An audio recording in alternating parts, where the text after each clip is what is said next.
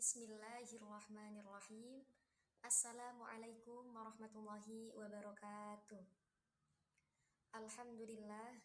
Alhamdulillahilladzi faddala bani Adam bil ilmi wal amal ala jami'il alam.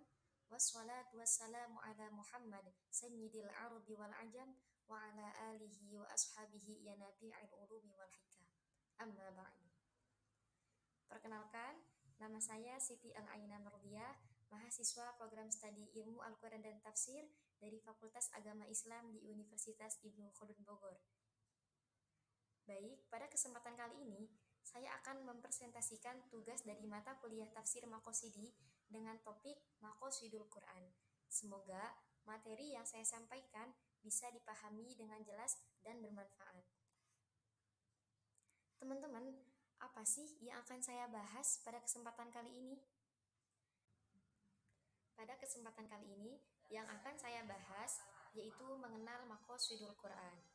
Teman-teman, tafsir Maqosidi ini biasanya itu kan didasarkan pada Maqosidul Syariah ya. Nah, kebetulan konsen saya ini bukan pada Maqosidul Syariah, tapi kepada Maqosidul Quran. Maka yang akan saya bahas pada kesempatan kali ini yaitu mengenal Maqosidul Quran. Teman-teman, Maqosidul Quran ini sebenarnya bisa dibilang pohonnya itu lebih besar loh daripada Maqosidul Syariah. Tapi karena Maqosidul Quran ini kalah terkenal sama Maqosidul Syariah, jadi gak banyak orang yang tahu tentang Maqosidul Quran. Baik, insya Allah di sini saya akan menjelaskan definisi Maqosidul Quran dan bagaimana peta perkembangan Maqosidul Quran. Pertama, sebelum kita masuk ke perkembangan, kita ini harus ngerti dulu nih, apa sih Maqosidul Quran? Kata Maqosidul Quran ini adalah istilah baku yang terdiri dari dua kata, yaitu Maqosid dan Al-Quran. Nah, Maqosid itu adalah bentuk jamak dari maksud, yang artinya maksud atau tujuan.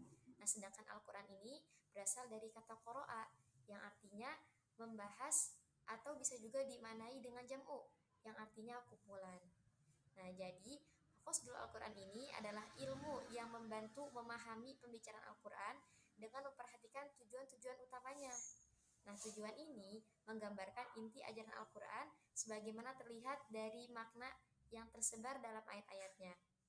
Atau begini teman-teman, secara sederhana, jadi maksud Al-Quran itu adalah ilmu atau cara memahami Al-Quran dengan melihat tujuan-tujuan utamanya.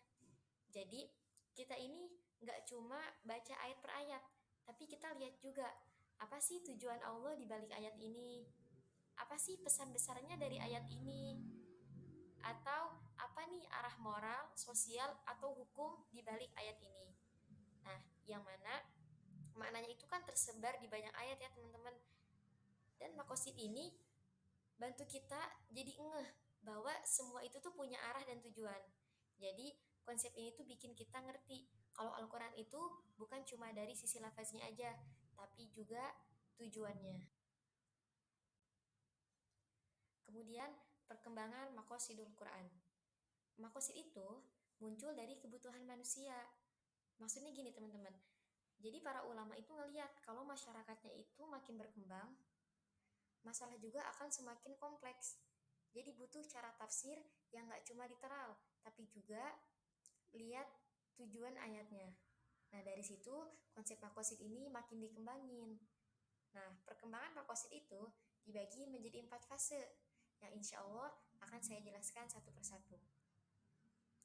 Pertama, pada fase perkembangan Maqosid Al-Quran ini ada fase nukleus. Di sini, Maqosid itu belum jadi ilmu teman-teman.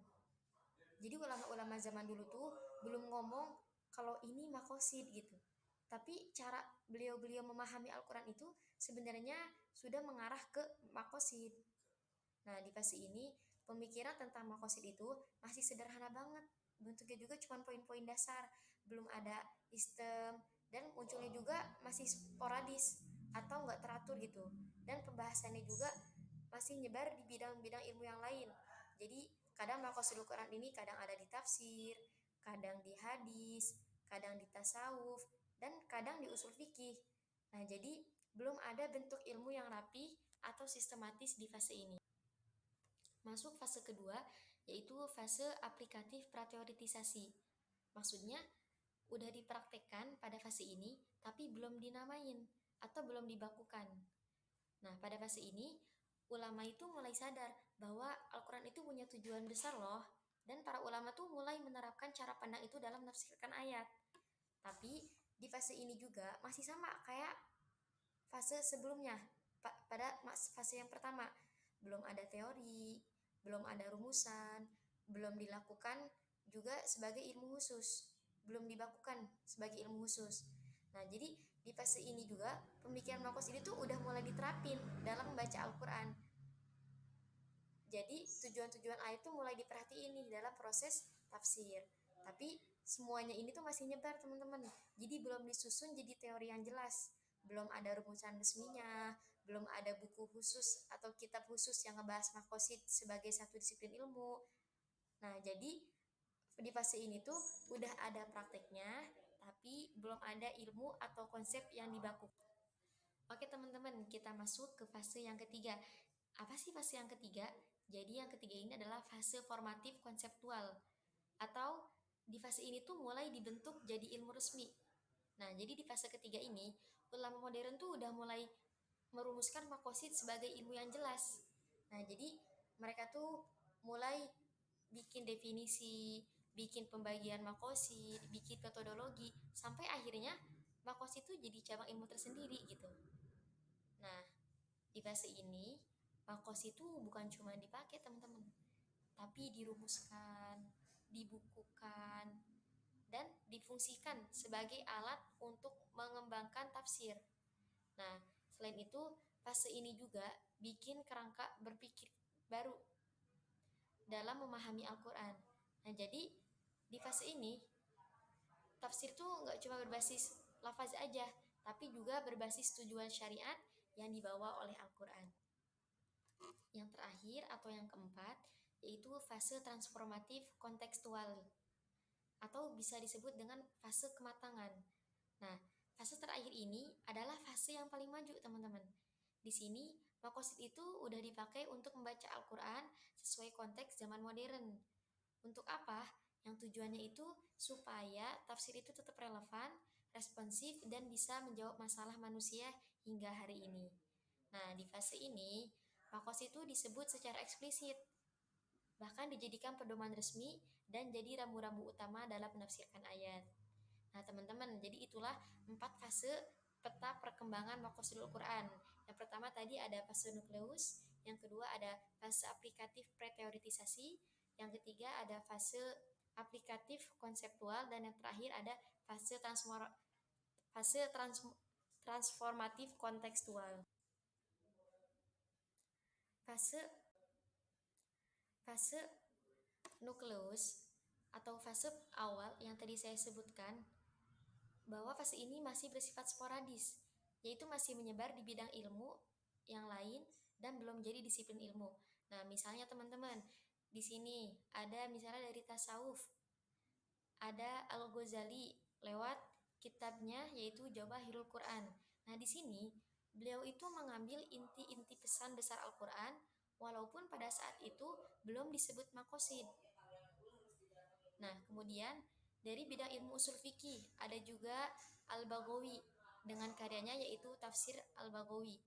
Nah, tafsirnya ini nunjukin usaha memahami nilai dasar di balik suatu ayat, tapi belum jadi teori yang formal banget.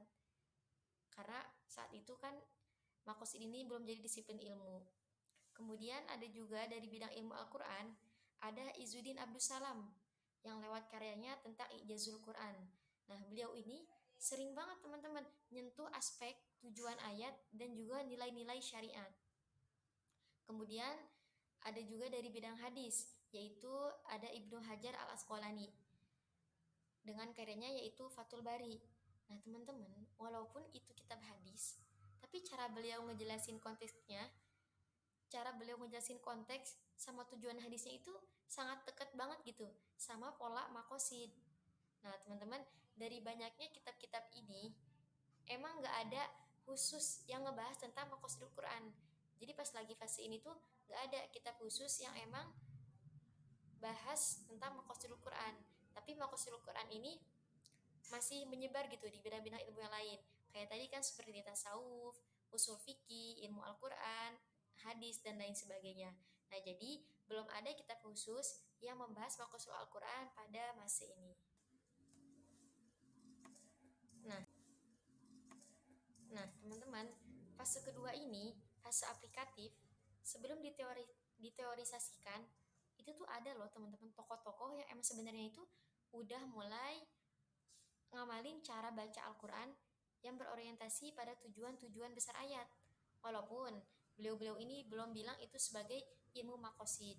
Nah, contohnya seperti Sidi Khon Hasan Ali dengan karyanya yaitu Fathul Bayan. Nah, kemudian ada juga Muhammad Abduh dan muridnya Rosyid Ridho yaitu dengan karyanya Tafsir Al-Manar. Dan ada juga Mustafa Al-Maroghi yang karya beliau itu yaitu Tafsir Marogi. Nah, teman-teman, jadi beliau bertiga ini waktu menafsirkan ayat, beliau-beliau ini nggak cuma menjelaskan makna katanya aja gitu, teman-teman. Tapi beliau-beliau juga membahas tujuan ayat itu apa gitu. Hikmah di balik ayatnya itu apa dan pesan apa yang Allah mau sampaikan ke masyarakat di zamannya. Nah, jadi beliau-beliau ini udah pakai pendekatan makosid. Cuman waktu itu istilah dan teorinya itu belum ada teman-teman. Jadi semuanya itu masih bentuk praktek yang menyebar, belum dirangkum menjadi sebuah teori resmi. Kemudian yang ketiga ini fase formatif. Fase ketika konsep aqosidul Quran ini mulai dibentuk sebagai teori yang jelas. Nah, di sini para tokohnya itu udah bikin karya khusus tentang makosid, teman-teman. Jadi bukan cuma nerapin nilai-nilai umumnya aja, tapi di fase ini udah mulai banyak karya-karya yang khusus menjelaskan tentang makosidul Quran. Nah, contoh dan kitabnya ini. Di fase ini, di tahun 2003, ada Toha Jabir Al-Alwani. Beliau ini merumuskan bahwa tujuan besar Al-Quran itu ada 3 hal. Yang pertama ada tauhid, ada tazkiyah, dan juga ada umron. Nah, lewat karyanya beliau itu yang namanya At-Tauhid wa Tazkiyah wal Umron. Kemudian di tahun 2004 ada juga Hanan Laham. Nah, beliau ini mulai menyusun konsep makosid secara sistematis dan menjelaskan tujuan-tujuan Al-Quran secara global dengan karyanya yaitu Maqasidul Quran Al-Karim. Nah, kemudian di fase ini juga tahun 2007 dan 2008 ada Abdul Karim Hamidi. Nah, karya-karya beliau ini tuh menjadi pengantar resmi ke ilmu Maqasidul Quran, yang mana nama-nama kitabnya itu ada Al-Madkhal ila Maqasidul Quran dan Maqasidul Quran min Tasyri' al-Ahkam. Nah, kemudian ada juga tahun 2008 yaitu Izzuddin Al-Jazairi. Beliau ini mengelompokkan makosid utama Al-Quran biar lebih mudah lagi dipahaminya dan dipakai buat para mufasir dalam menafsirkan Al-Quran. Nah, dengan karyanya beliau itu yang namanya Ummahat Maqasidul Quran. Nah, jadi intinya fase ini tuh adalah di mana Maqasidul Quran ini tuh udah berubah. Yang tadinya dari praktek jadi ilmu khusus dengan teori dan istilah. Dan yang terakhir, pada fase transformatif, di fase ini, Maqasidul Quran itu udah benar-benar dipakai sebagai pedoman utama dalam menafsirkan ayat. Nah, beberapa tokoh pentingnya itu di fase ini ada 3 tokoh, teman-teman. Yang pertama itu ada Ibnu Asyur. Nah, beliau ini menulis tafsir besar namanya At-Tahrir wa Tanwir yang mungkin teman-teman juga udah banyak tahu ya. Nah, Ibnu Asyur ini sering banget dibilang sebagai tokoh yang membawa makosid ke level modern. Nah, jadi di tafsirnya beliau ini bukan cuma jelasin makna kata-kata ayat, tapi beliau juga ngejelasin tujuan besar dan pesan moral dari ayat itu. Nah, jadi tafsirnya tuh bener-bener nunjukin arah dan maksud ayat. Nah, itu tokoh yang pertama, yaitu Ibnu Asyur. Kemudian teman-teman, yang kedua ada Hanan Laham. Nah, beliau ini teman-teman termasuk ulama kontemporer yang masih hidup sampai sekarang, teman-teman. Nah, karyanya juga banyak banget yang ngebahas tentang makosid. Dan beliau ini nerusin gagasan-gagasan makosid biar makin relevan buat zaman sekarang. Nah, jadi pendekatannya, cara beliau ini lebih fresh dan lebih dekat sama isu-isu modern. Nah, oke. Tadi yang pertama ada Ibnu Asyur dan yang kedua itu ada Hanan Laham. Oke, dan yang terakhir teman-teman, yang ketiga ini ada Toha Jabir Al-Alwani. Nah, beliau juga sama banyak banget ngomongin makosid dalam tafsirnya. Nah, terutama pas beliau itu ngulas membahas surah Al-An'am. Beliau ini ngasih contoh gimana makosid itu bisa dipakai buat ngerti hubungan antar ayat dan ngambil pesan besar dari suatu surat gitu. Nah, jadi intinya tiga tokoh ini nunjukin bahwa makosid itu bukan cuma teori, teman-teman, tapi udah jadi pedoman jelas dalam menafsirkan Al-Qur'an. Nah, terutama buat menjawab tantangan dan masalah yang kita hadapi di zaman sekarang. Baik, alhamdulillah itulah definisi dan fase perkembangan Maqasidul Quran. Oke, yang terakhir yaitu kesimpulan. Kesimpulannya, Maqasidul Quran itu adalah cara memahami Al-Quran dengan melihat tujuan-tujuan besarnya. Nah, perkembangannya juga berjalan dari gagasan dasar yang masih sederhana, lalu mulai dipakai dalam membaca ayat, kemudian dibentuk menjadi sebuah konsep ilmu yang lebih jelas, sampai pada akhirnya menjadi pedoman penting dalam menafsirkan Al-Quran secara sesuai dengan konteks zaman. Nah, jadi Maqasidul Quran itu penting banget buat bikin kita ngerti suatu ayat. Jadi bukan cuma dari sisi lafaznya aja, tapi dari tujuan Allah nurunin ayat tersebut. Nah, dengan Maqasidul Quran ini, kita jadi tahu apa maksud utama yang Allah inginkan dari ayat-ayat itu. Kemudian, perkembangannya juga bertahap, berawal dari ide sederhana, kemudian mulai dipakai sama ulama, lalu dirumusin jadi sebuah disiplin ilmu, sampai akhirnya Maqasidul Quran ini dipakai sebagai pedoman yang penting dalam menafsirkan ayat sesuai dengan kebutuhan zaman. Nah, intinya Maqasidul Quran ini membantu kita memahami pesan besar Al-Quran dengan jelas dan relevan dalam kehidupan.